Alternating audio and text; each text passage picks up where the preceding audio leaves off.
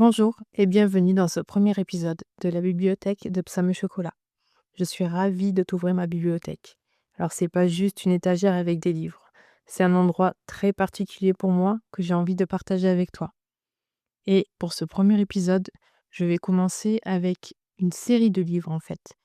Et je pense que tu ne t'attends pas à ce livre. Et en fait, je ne m'attendais pas forcément à t'en parler. Imagine une colline verte immense, le vent qui fait bouger les hautes herbes et des petites filles en robe qui courent en riant dans la pente. Je suis presque sûre que tu entends déjà la musique dans ta tête, et je vais pas me risquer à la chanter. Et oui, je suis bien en train de te parler de La petite maison dans la prairie, la fameuse série. Celle quand on rentrait le mercredi dans notre enfance et qu'on regardait, je crois que c'était sur M6 à l'époque, ou la 5. C'est vraiment la série complètement culte, mais dont je ne m'attendais jamais à parler plus tard, surtout dans ce podcast-là. Mais d'abord, pourquoi la bibliothèque? J'ai vraiment beaucoup lu, toujours, depuis toute petite, et ça a toujours été, le loisir que j'ai le plus apprécié, mais vraiment qui m'a apporté le plus dans ma vie, en termes de loisirs. C'est une expérience un peu particulière, c'est se plonger dans un livre et s'immerger complètement dans un autre univers et peut-être aussi disparaître un peu. Et c'est une expérience pour ceux qui aiment lire, mais voilà, la lecture, ça peut changer beaucoup de vies. Et mais quand je suis devenue chrétienne, ben, les choses ont changé. Parce que je me suis rendu compte qu'en fait, ce qu'on lit, ce qu'on regarde, ce qu'on écoute, c'est pas juste des loisirs, ça a un impact. Ça a un véritable impact sur notre cœur. C'est pas anodin, tout ce que le monde nous met sous les yeux, dans les oreilles, et ça descend après, ça descend au cœur. Et je me suis rendu compte à quel point il fallait être vigilante par rapport à ça. Et on en reparlera peut-être dans un épisode, mais c'est très, très, très important et subtil à quel point ça peut nous influencer. Donc j'ai commencé à chercher des livres différents. Alors des romans, l'idéal, je cherchais des romans chrétiens. Alors je vous le cache pas, si vous en cherchez vous aussi, il y en a très, très peu. Donc ça a été une vraie chasse au trésor. Et j'ai cherché aussi des livres compatibles, au moins avec la foi, s'ils étaient pas complètement chrétiens, mais qui étaient au moins compatibles avec la foi, avec de belles valeurs à l'intérieur. Et puis je vous partagerai aussi, des essais là, complètement chrétiens.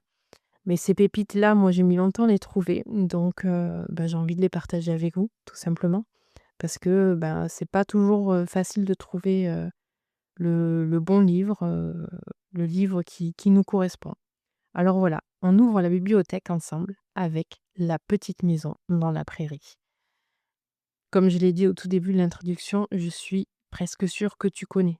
Peu importe ta génération, la série télé, le générique mythique, et puis Nelly Olson.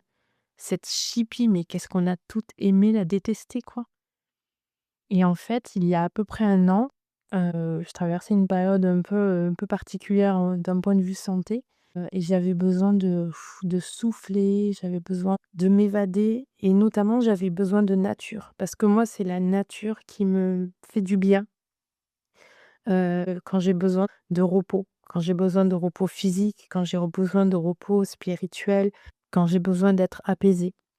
La Bible est un véritable refuge, mais j'avais aussi besoin de quelque chose d'autre et moi, c'est souvent la nature.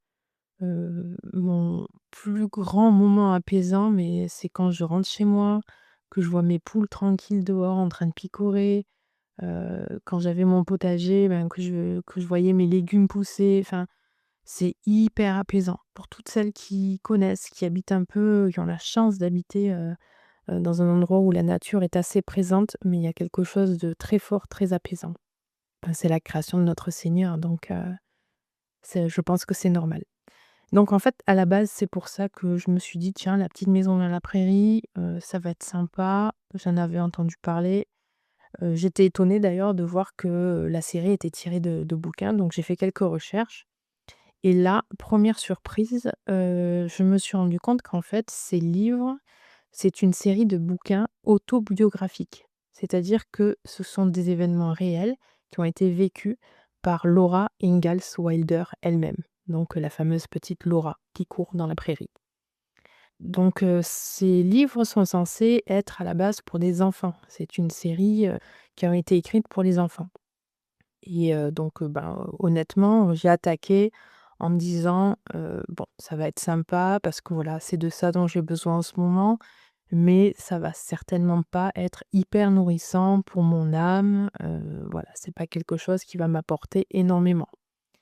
Mais comme je me suis trompée, mais c'est incroyable. Cette série de livres, mais je vous en parle parce qu'il faut trop que vous découvriez ça, en fait. Il y a, 3 choses qui, m'ont touchée dans les livres. Je vais te les dire rapidement et puis après, je vais t'expliquer un peu plus longuement. Enfin, d'abord, c'est la nature, j'en ai parlé. Ensuite, il y a le côté, autonomie, j'ai envie de dire. Charles Ingalls, non mais cet homme, mon héros, je il est absolument incroyable. Et puis, il y a la question de la foi et alors là, ça a été la grosse surprise pour moi, quand j'ai commencé cette série. Je ne pensais pas trouver quelque chose d'aussi riche au niveau de la foi dans La petite maison dans la prairie. Donc si je te parle de la nature, c'est parce que, bah, la nature, elle est omniprésente dans tous les tomes déjà de cette série. Laura, mais elle écrit super bien. J'ai été très étonnée, mais il y a des passages, tu as l'impression que tu es dans la prairie. Tu as l'impression que tu vois, l'herbe qui fait comme des vagues avec le vent. Tu as l'impression de sentir les odeurs, tu as l'impression de sentir même la chaleur. Enfin et c'est super bien écrit. Il y a des passages, c'est assez impressionnant, c'est très immersif et j'ai beaucoup aimé. J'ai vraiment beaucoup aimé ça et cette description, elle est super bien faite. Donc la nature est très, très bien décrite dedans et on s'y sent très, très bien. Ensuite, je te parlais d'autonomie. Alors, je te parle pas, en mode survivalisme extrême, bunker et compagnie, mais pour qui s'intéresse un minimum, à être un tout petit peu autonome, ben, cette série de livres, encore une fois, c'est une pépite. Charles Ingalls, mais c'est mon héros, quoi. Heu, il sait tout faire, mais vraiment tout faire, quoi. Il construit une maison en rondin de A à Z et il sait fabriquer et poser une porte sans un seul clou. Il creuse des puits, il laboure des champs, il fabrique des chaises à bascule, franchement il est incroyable quoi. Sa femme aussi, elle est hyper résiliente et ça je pense que c'est assez impressionnant et ce bouquin là-dessus, c'est presque un manuel d'autonomie pionnière. Et ce qui est génial au milieu de tout ça, c'est qu'enfin rien qu'à le lire, moi j'étais épuisée, hein, de voir ce qu'ils faisaient dans leur journée, je me suis dit: «Mais comment ils font quoi, pour tenir encore debout?» Mais en fait, à aucun moment, ils sont harassés ou aigris par le travail. Jamais. Ils ont une espèce de joie permanente, de travail, en fait, dans la joie. Ils sifflent, ils chantent en travaillant et le papa, donc Charles Ingalls, le soir, quand il rentre, bah, il prend son violon et il joue pour sa famille et ils ont une espèce de vie qui est à la fois, très travailleuse, très simple, mais qui est très riche aussi. Et j'ai trouvé ça, super et puis il y a la partie foi. Alors là, mais je c'était ma grosse surprise et c'était vraiment un cadeau. La foi, elle est au quotidien, elle est ancrée dans le quotidien de cette famille.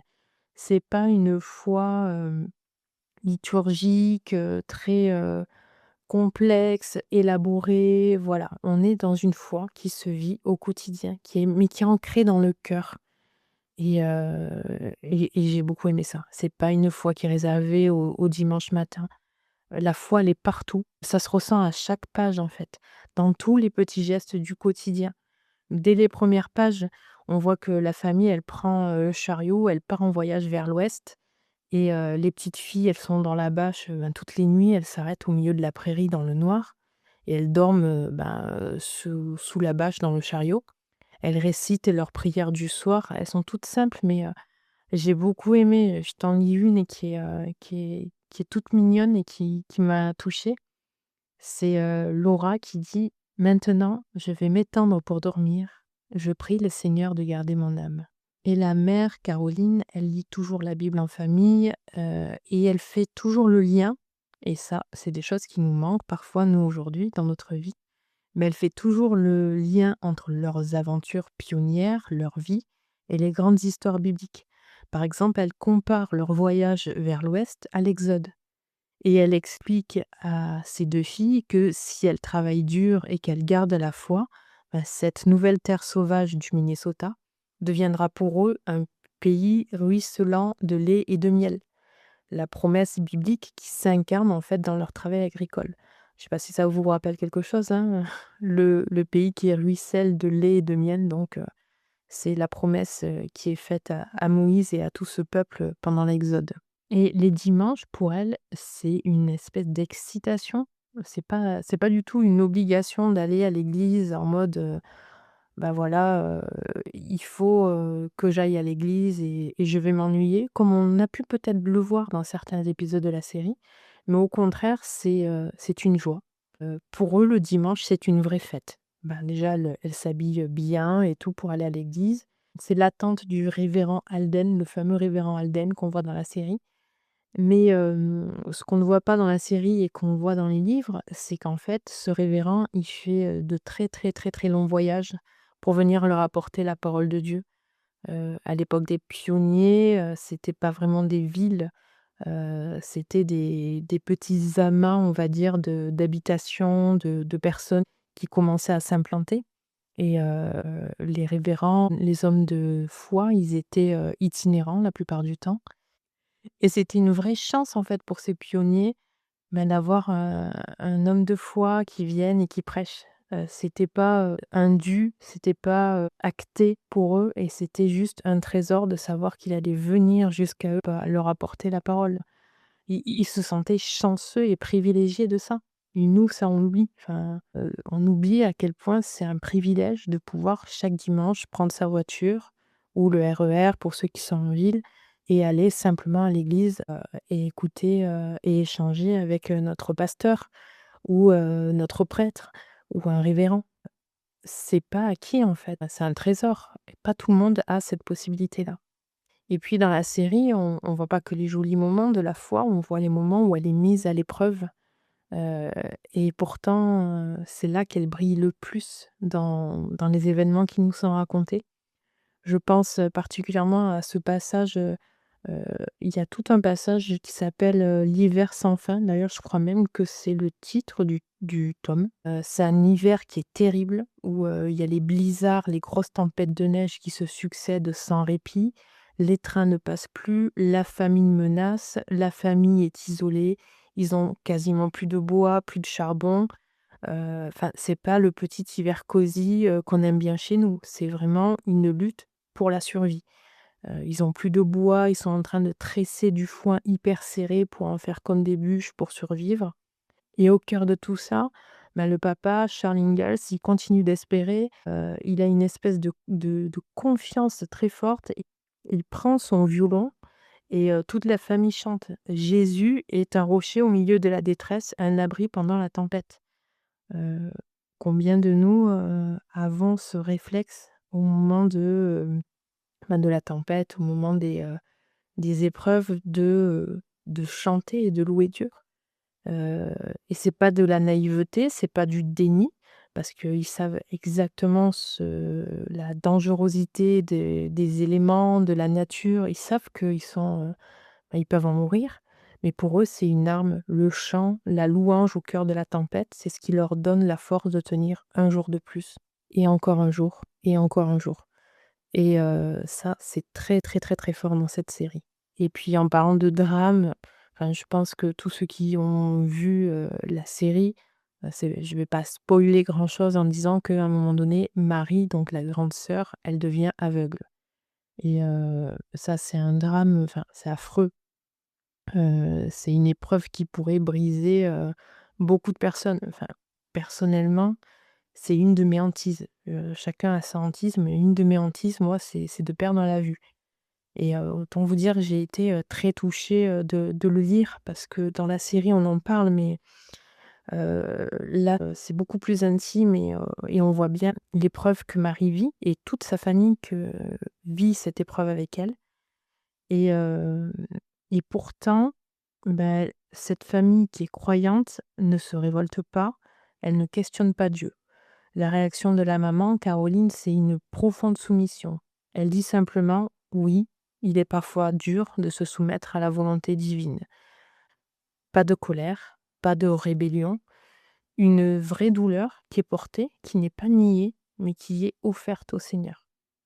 Le révérend Alden vient les soutenir et il leur rappelle: Dieu met à l'épreuve ceux qu'il aime et les âmes courageuses savent tirer un enseignement des peines infligées.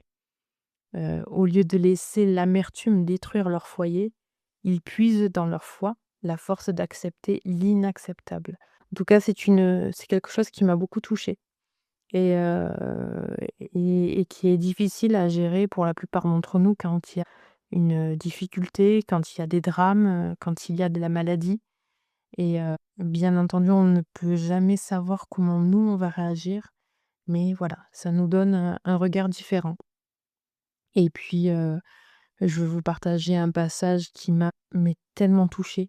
Je pense que ce passage, il vaut à lui seul de lire toute la série. En fait, dans le 6e tome, ça s'appelle «La petite ville dans la prairie», il y a une discussion entre Laura et Marie. Donc Marie, elle est devenue aveugle, elle est dans un pensionnat pour aveugles et elle revient pour des vacances et elle passe un petit moment avec, Marie. Elles se promènent toutes les 2. C'est au printemps et à ce moment-là, Laura, elle dit à Marie qu'elle aimerait lui ressembler, qu'elle admire, sa gentillesse, sa patience, que tout ça, ça paraît si, simple, facile et naturel pour elle. Et là, Marie répond ça: «Oh Laura, si tu savais, au fond, je suis égoïste et orgueilleuse». Laura insiste: «Mais non, ta gentillesse transparaît malgré toi». Marie dit: «Je sais pourquoi tu voulais me frapper autrefois. C'est parce que je me donnais l'apparence d'une bonne petite fille alors qu'en fait, j'étais vaniteuse. Au fond, chacun d'entre nous est mauvais et enclin à faire le mal, comme les éclairs sillonnent le ciel, mais cela ne fait rien». Laura est choquée. «Comment ça ne fait rien?» Et Marie explique quelque chose d'une sagesse extraordinaire pour une si jeune femme. «Je ne crois pas que nous devrions nous poser tant de questions sur nous-mêmes pour savoir si nous sommes bons ou pas. La question n'est pas tant de réfléchir que de simplement croire, ne pas douter de la miséricorde de Dieu». Et elle finit par citer son psaume préféré: «Le Seigneur est mon berger, je ne manquerai de rien. Il m'a conduite dans de verts pâturages, il m'a conduit auprès de sources limpides. Maintenant, je n'en doute plus jamais». Marie, en apparence, elle a tout perdu. Elle a perdu sa vie, elle a perdu peut-être ses rêves et pourtant elle est là, elle rayonne d'une espèce de paix que Laura, avec toute sa fougue, sa liberté, elle l'a pas encore cette paix-là. Et parce que Marie, en fait, elle a arrêté de s'observer. Elle a arrêté de se demander sans cesse: «Est-ce que je suis assez bien? Est-ce que je suis assez bonne? Est-ce que je fais assez de choses?» Elle a juste fait confiance. Tout simplement confiance à la miséricorde de notre Seigneur. Et moi, en lisant ça, j'ai pensé à combien de fois on se met nous-mêmes une pression pour être assez bonne, assez sainte, assez disciplinée dans notre foi. Combien de fois on s'observe, on se juge, on se décourage, on n'a pas besoin des autres pour ça, on le fait super bien nous-mêmes. On est dans une culture de l'auto-optimisation permanente. Il faut toujours être la meilleure version de soi-même. Je pense que ça, on le voit de partout. Mais en fait, on le voit de plus en plus, même dans le milieu de la foi, de notre foi, être la meilleure version de soi-même. Et là, une petite fille aveugle, au milieu d'une plaine américaine du 19e siècle, nous dit quelque chose que n'importe quel grand théologien d'aujourd'hui pourrait écrire dans un bouquin. La question, ce n'est pas tant de faire que de croire, de ne pas douter de la miséricorde. Ce n'est pas de la performance, c'est de la confiance. Voilà, voilà ce que je voulais te partager aujourd'hui. Ces livres, cette série de livres, je te les recommande vraiment chaleureusement. C'est vraiment beaucoup, beaucoup plus que de la littérature pour enfants. Ce sont des livres vraiment qui peuvent se lire à plusieurs niveaux. C'est des livres que tu peux lire à tes enfants si tu en as. mais c'est des livres que tu peux lire aussi pour toi, pour nourrir ton âme, pour te faire du bien. Franchement, pour celles qui aiment la nature, l'autonomie, la famille, celles qui cherchent une foi incarnée réelle, qui tient debout dans la tempête, cette série de bouquins, elle est super. Mais d'ailleurs, je crois que je vais la relire. Voilà pour aujourd'hui. Je te retrouve vendredi prochain dans le salon. On reprendra l'évangile de Luc à partir du verset 26 du chapitre 1. Sois béni.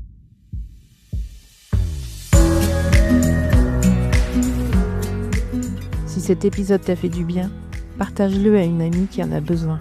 C'est la plus belle façon de m'aider à continuer. On se retrouve vendredi prochain dans le salon. D'ici là, souviens-toi, tu n'as pas besoin d'être parfaite pour venir à Dieu, ni de chercher à faire plus pour lui. Cherche juste à être plus avec lui. Que tu aies 5 minutes ou 1 heure devant toi, que tu sois en pleine forme ou au bout du rouleau, que Dieu te retrouve et te bénisse là où tu es, exactement tel que tu es. À très vite!